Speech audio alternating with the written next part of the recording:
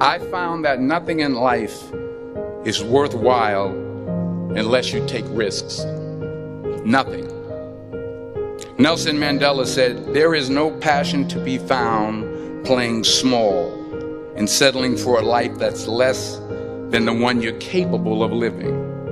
Now, I'm sure in your experiences in school and applying to college and picking your major and deciding what you want to do with life, I'm sure people have told you to make sure you have something to fall back on. Make sure you got something to fall back on, honey. But I never understood that concept, having something to fall back on. If I'm going to fall, I don't want to fall back on anything except my faith. I want to fall forward. I figure at least this way I'll see what I'm going to hit. Fall forward. This is what I mean. Reggie Jackson struck out 2,600 times in his career, the most in the history of baseball. But you don't hear about the strikeouts. People remember the home runs. Fall forward. Thomas Edison conducted 1,000 failed experiments. Did you know that? I didn't know that. Because the 1,001st was the light bulb. Fall forward. Every failed experiment is one step closer to success. You've got to take risks, and I'm sure you've probably heard that before, but I want to talk to you about why that's so important.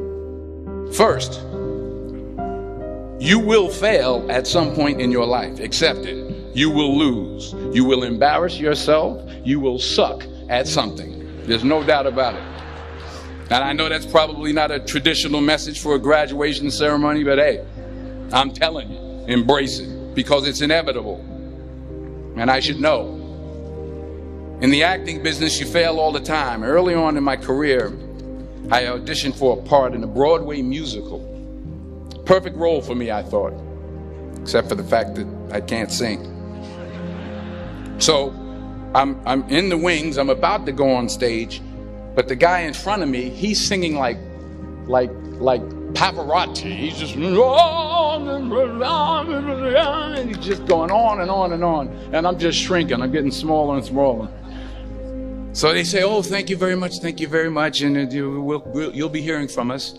So I come out with my little sheet music, and it was Just My Imagination by the Temptations. That's what I came up with. So I hand it to the accompanist, and she looks at it and looks at me and looks out at the director and was like, "All right." So I start, I'm going to sing. I'm like, "It's just my imagination once again, and then coming away with me." And I'm not saying anything, so I'm thinking I'm getting better. So I could start getting into it. It was just my running. They say, "Oh yeah, thank you very much, Mr. Washington. Thank you."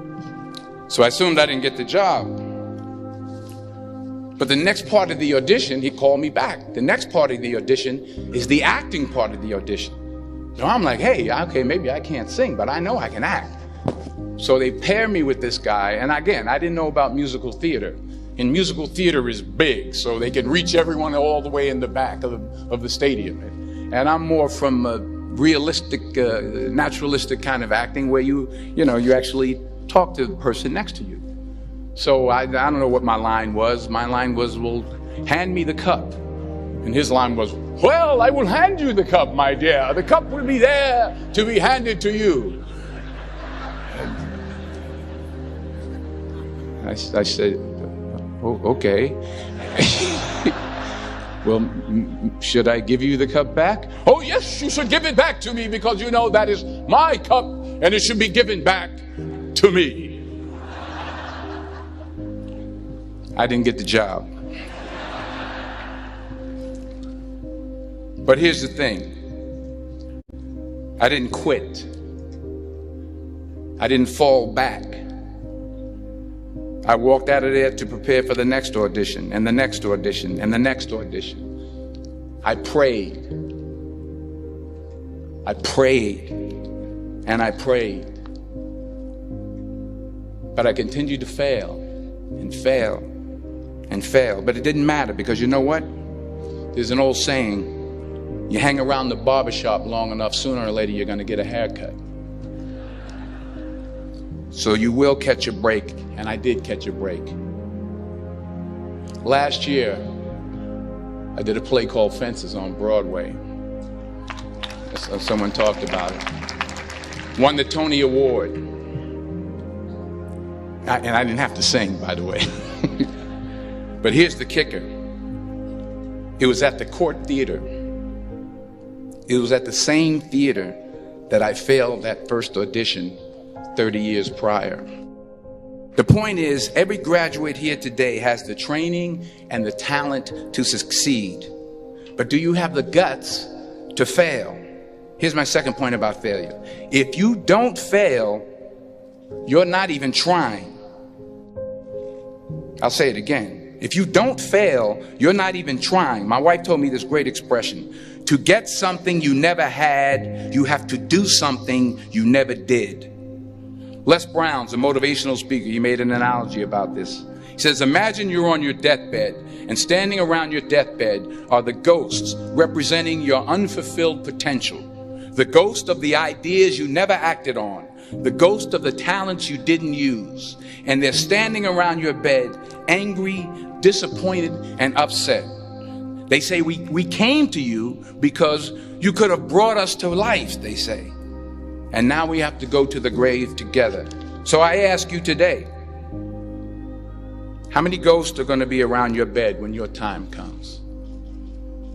You've invested a lot in your education, and people have invested in you. And let me tell you, the world needs your talents. Man, does it ever. I just got back from Africa like 2 days ago, so if I'm rambling on, it's because I'm jet lagged. I just got back from South Africa. It's a beautiful country, but there are places there with terrible poverty that need help. And Africa is just the tip of the iceberg. The Middle East needs your help. Japan needs your help. Alabama needs your help. Tennessee needs your help. Louisiana needs your help. Philadelphia needs your help. The world needs a lot, and we need it from you. We really do. We need it from you young people. I mean, I'm not speaking for the rest of us up here, but I know I'm getting a little grayer. We need it from you, the young people, because remember this. So you got to get out there. You got to give it everything you got, whether it's your time, your talent, your prayers, or your treasures. Because remember this, you will never see a U-Haul behind a hearse. You can't take it with you. The Egyptians tried it, and all they got was robbed. So the question is, what are you going to do with what you have? I'm not talking about how much you have.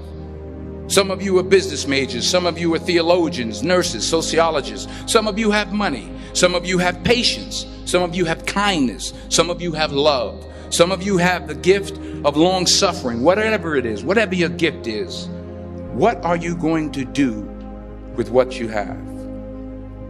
All right, now here's my last point about failure. Sometimes it's the best way to figure out where you're going. Your life will never be a straight path. I began at Fordham University as a pre-med student. I took a course called cardiac morphogenesis. I still can't say it. Cardiac morphogenesis. I couldn't read it. I couldn't say it. I sure couldn't pass it. So then I decided to go into pre-law, then journalism. And with no academic focus, my grades took off in their own direction. Yeah, down. I was a 1.8 GPA one semester, and the university very politely suggested that it might be better to take some time off. I was 20 years old. I was at my lowest point. And then one day, and I remember the exact day, March 27th, 1975, I was helping my mother in her beauty shop. My mother owned a beauty shop up in Mount Vernon. And there was this older woman who was considered one of the elders in the town. And I didn't know her personally, but I was looking in the mirror. And every time I looked at the mirror, I could see her behind me. And she was staring at me. She just kept looking at me. Every time I looked at her, she kept giving me these strange looks. So she finally took the dryer off her head and she said something I'll never forget. First of all, she said, somebody give me a piece of paper. Give me a piece of paper. She said, young boy, I have a prophecy, a spiritual prophecy. She said, you are going to travel the world and speak to millions of people. Now, mind you, I'm 20 years old. I'm flunked out of school. In fact, like a wise ass, I'm thinking to myself, maybe she's got something in that crystal ball about me getting back into school next fall. But maybe she was on to something, because later that summer, while working as a counselor at a YMCA camp in Connecticut, we put on a talent show for the campers. And after the show, another counselor came up to me and asked, have you ever thought about acting? You're good at that. So when I got back to Fordham that fall, I got in and I changed my major once again for the last time. And in the years that followed, just as that woman prophesied, I have traveled the world and I have spoken to millions of people through my movies. Millions who up till this day couldn't see me, who up till this day I couldn't see while I was talking to them, and they couldn't see me. They could only see the movie.